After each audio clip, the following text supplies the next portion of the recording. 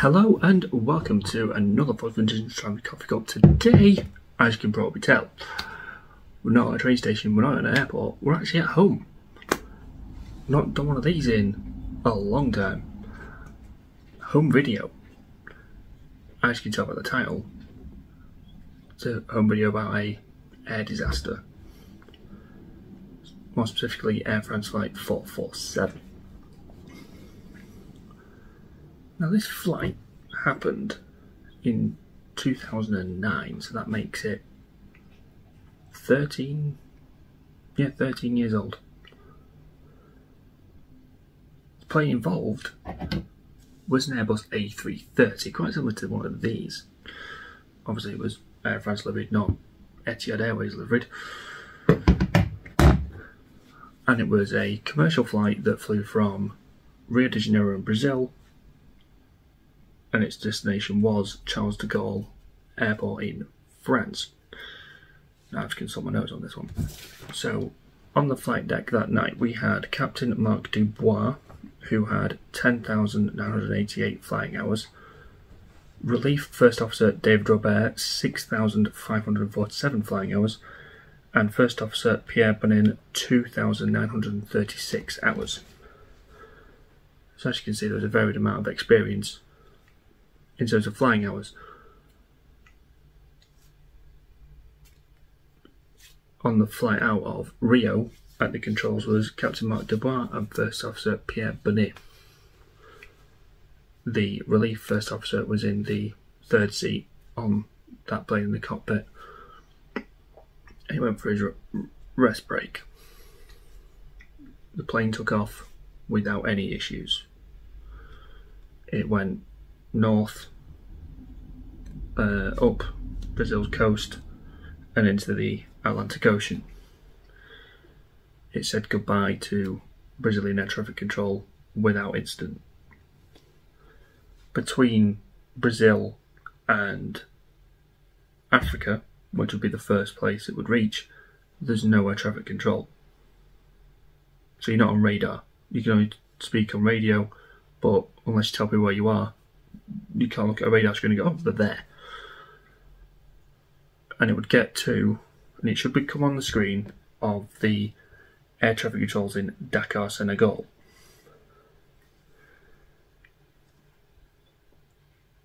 It didn't.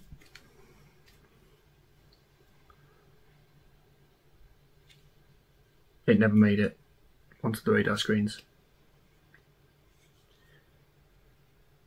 The relatives and friends of the people on board were at Charles de Gaulle Airport awaiting this plane.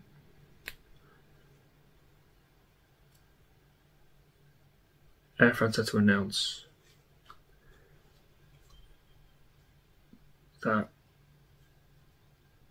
Air France Flight 447 had been lost. 228 people were killed.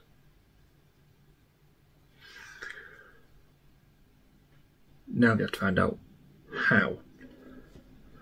At the time, one of the most technologically advanced aircraft in the world can simply fall out of the sky. Because a plane is not designed to do that. A plane is designed to just go like that.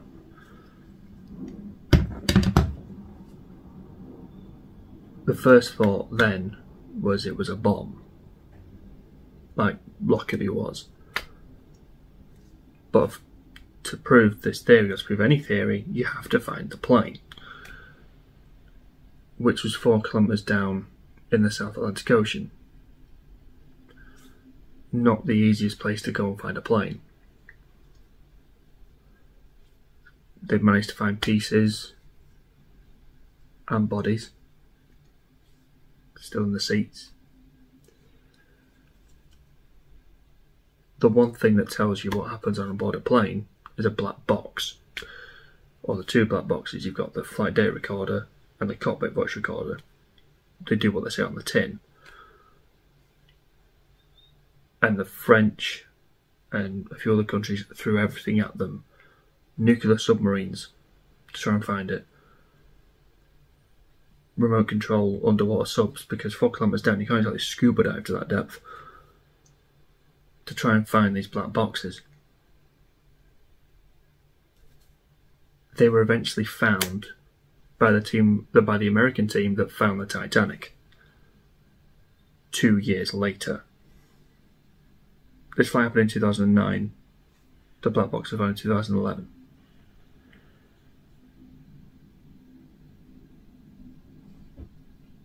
With these now being found, what happened on board that plane would finally come to realisation. From the wreckage that they'd already got, they worked out it wasn't a bomb. Was it the airplane? And this is probably one of the most recognisable aircraft anyway. I mean, I see them at Manchester Airport every day. You know, the A330 has been a very big, well-sold aircraft by Airbus. So if there's a problem with it, the whole world needs to know, and especially Airbus needs to know that there's a problem with their airplane. And when I listened to the cockpit voice recorder, everything was fine on board the flight deck. Captain Dubois in the left-hand seat, First Officer Bunner in the right-hand seat. The flight goes over the equator, which is known to have quite big thunderstorms. On the weather radar it shows them different colours, like green, yellow and red, I think. That shows them how difficult these will be to pass. And normally you try and fly either around them or through them. They're too big to fly over. And Captain Dubois decides, keep on this same heading, let's just keep going north and we'll be fine. And the plane's moving about, but it's not too difficult to control. The relief first officer, David Robert, comes off his rest break. This decision that the captain makes, when the captain's off a flight deck, you decide who's in charge of the plane. He picks Pierre Bonnet, who was the least experienced in terms of flying hours, to fly the plane in his absence. That's his decision. He's the captain. He can do it. He can make that decision. But at the minute, the plane's flying completely normal. Autopilot on, no issues, everything's fine. Then, the weather outside is cold. And at the front of the plane, round about here and there, are like very small tubes. And when you look at a plane, you see them like stuck outside like whiskers, called pitot tubes. Now these tell the plane how fast it's going, this, that, the other, altitude, all this kind of thing. And that's what keeps the autopilot switched on. 3 of them freeze over. Autopilot off. Just turns itself off because it's not getting the data through that tells it where it is, or how fast it's going, this, that, the other. So now the pilots in the cockpit are in charge of that plane. For some reason, investigators, no one knows why, Pierre Bonnet pulls back on his side stick.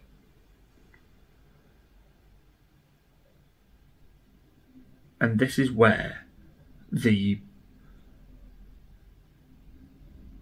different techniques of building a plane come into effect, because on a Boeing plane, like the 747 went on, they've got the yoke. They've got the yoke in front of them, so when you pull back, the other person's one pulls back. So if I pull back on it, the other pilot would feel it hit him, he'd be like, what are you doing? Airbus built theirs differently. This side stick was not connected to that side stick, so I could pull back on mine and he wouldn't know. Which is what Pierre Bonnet did. So suddenly the plane's gone from flying like this to flying like that. Quite a steep angle from what it was. Almost at that precise same time, the pitot tubes unfreeze. They're now getting real data, but the pilots don't believe what their instruments are telling them.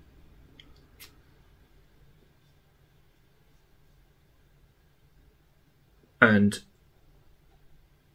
the air that they're trying to get to can't support the plane at its height of 40,000 feet. So the plane starts to stall. And when a plane stalls, it stops flying, starts falling.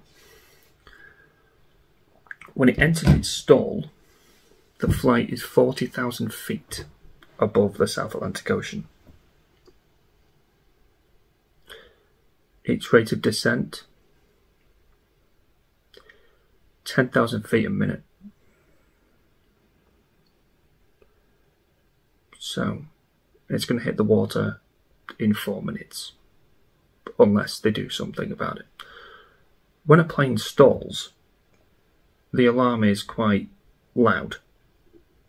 It rings twice, and then there's a massive deep voice saying stalled. So the pilots will should know what's going on, but they're not trusting what their instruments are telling them, and it's going off. They don't know what's going on. On the transcript, they believe they've lost control of their aircraft. Both pilots are like, what's going on? We've lost control of the aircraft. They ring the captain back from his rest break. The captain comes back on the flight deck and goes, what on earth's going on? Like, we've lost control of the aircraft, don't know what's going on. And the plane just keeps going down, down, down, down. They don't radio for help. They don't radio air traffic control. They don't radio anybody. Radio silence. The only people they're speaking to is themselves in the cockpit.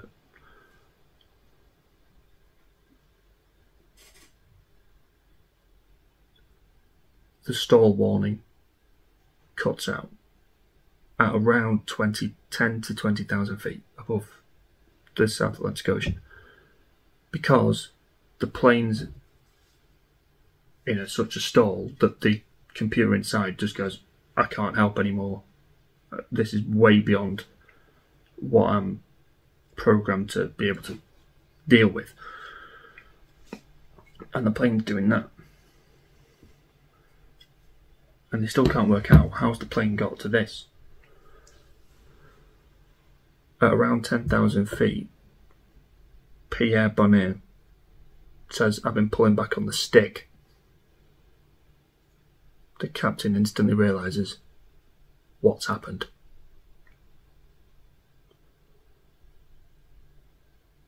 Because of the input Pierre Bonnet's put into the flight controls, it's put the thing up and it's done that. Unfortunately, the plane's too low to be saved. Air France Flight 447 hits the water. Everyone on board is lost.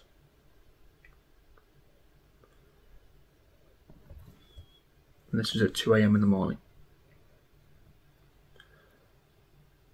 I can't imagine what those passengers felt.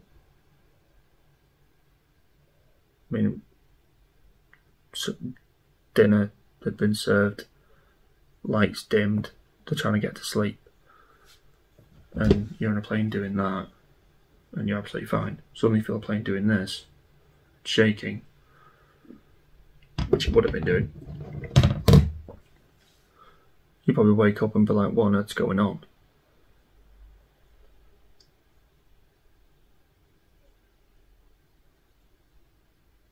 It's horrendous. Now, I watched a video where a aviation expert, David Learmount, spoke about it. And he said that it's an industry problem with pilots. Because pilots taxi and take off, wheels up, wheels down, land, taxi to the gate. that is all pilots are told to do. Like, you can't control, let the plane fly itself. You just do the taxi and landing and taxi and takeoff. Let the plane fly itself, nothing will go wrong. If you have got someone in the captain's chair who's gone through thousands of hours of training, thousands of hours of flying, and you're now telling him to not do anything on board an aircraft, what do you have in that chair? You have a passenger. So yes, it's pilot error that caused the crash, but is it pilot error caused by the industry that they were in at the time? Whether it's changed or not, I don't know.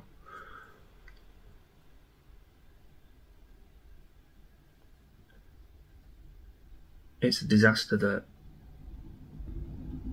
as of now, 2022, we've not had a repeat of. We've had air disasters since, but nothing that would be like this. I mean, in the next few videos that we do at home, most of them won't be, I'll try and put them in where I can. We'll talk about other air disasters, but this one was huge, and thankfully we've not had one since. And that is the end of today's video. Do hope you've learnt something, or like listening to this, seeing something different on the channel. If you did, please like, share, comment, subscribe, hit notification bell to then miss a video. I'm in the coffee cup. We'll see you in the next one.